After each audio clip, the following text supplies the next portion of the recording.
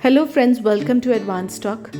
आज मैं बात करने वाली हूँ उन दो इंग्रेडिएंट्स की जो हम अपनी बेकिंग और कुकिंग में काफ़ी इस्तेमाल करते हैं, बेकिंग पाउडर और बेकिंग सोडा। कई लोग कंफ्यूज हो जाते हैं कि उनकी डिश के लिए कौन सा इंग्रेडिएंट सही है, तो इस वीडियो के माध्यम से आपको क्लियर हो जाएगा कि कब हमें बेकिंग पाउडर इस्तेमाल करना है और कब हमें बेकिंग सोडा डालना है। वैसे तो दोनों ही राइजिंग एजेंट्स हैं, यानी दोनों डिश को फुलाने के काम आते हैं। अगर इनको हम अपने बैटर में डालते हैं तो हमारी जो डिश है वो सॉफ्ट, फ्लफ़ी और स्पॉन्जी बन जाती है। पर दोनों में से कौन सा इंग्रेडिएंट कौन सी डिश के लिए ठीक बैठेगा, ये समझते हैं। बेकिंग सोडा, जिसे हम कुकिंग सोडा और मीठा सोडा भी कहते हैं, ये वहीं काम करता है जहाँ हमारे डिश में कोई ना कोई खट्टी चीज़ डली हो, जैसे कि नींबू का रस, सिरका, दही या छाछ। अगर आप अपनी डिश में इनमें से कोई चीज़ नहीं डाल रहे, तब आपको बेकिंग सोडा का इस्तेमाल नहीं करना चाहिए, क्योंकि बेकिंग सोडा वहीं काम करता है जहां उसको कोई खट्टा इंग्रेडिएंट मिलता है। एसिडिक इंग्रेडिएंट के साथ ही वो रिएक्ट करता है और कार्बन डाइऑक्साइड रिलीज़ करता है, जिससे कि बबल्स बनते हैं। इसी से ही हमारा जो बैटर है वो एकदम मुलायम हो जाता है, हल्का हो जाता है और फूल जाता है। हम कुछ केक्स में दही डालते हैं, तो ऐसे केक्स में या बिस्किट्स में हम बेकिंग सोडा और बेकिंग पाउडर दोनों का इस्तेमाल करते हैं।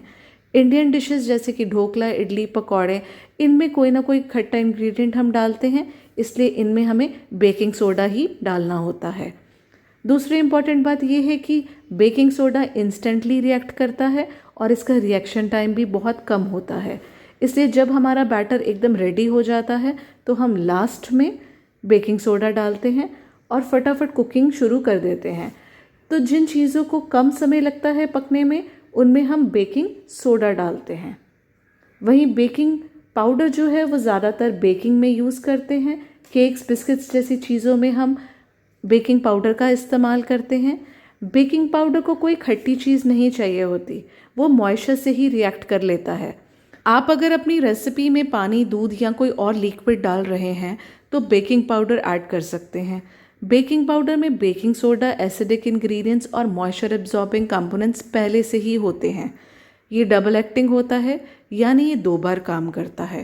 पहली बार तब ये काम करता है जब ये मॉइस्चर के कांटेक्ट में आता है, और दूसरी बार तब ये काम करेगा जब हम अपनी डिश को हीट प्रोवाइड करेंगे।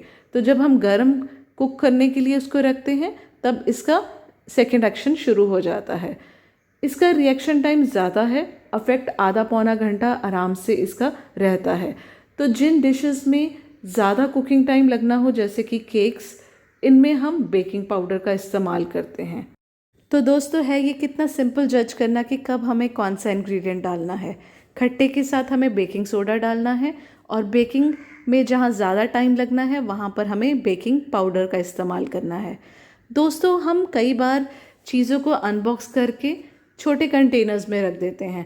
तो अगर प्रॉपर लेबलिंग नहीं है बेकिंग पाउडर और बेकिंग सोडा की, और आपको इन दोनों में फ़र्क बताना है, तो आप छूकर बता सकते हैं। बेकिंग सोडा हल्का दानेदार होता है, नमक की तरह, वहीं बेकिंग पाउडर एकदम स्मूथ होता है, टेल्कम पाउडर के जैसे। तो आप छूकर इन दोनों का जो फ़र्क है वो बता सकते हैं। उम्मीद करती हूँ आपको हमारा ये वीडियो पसंद आया होगा।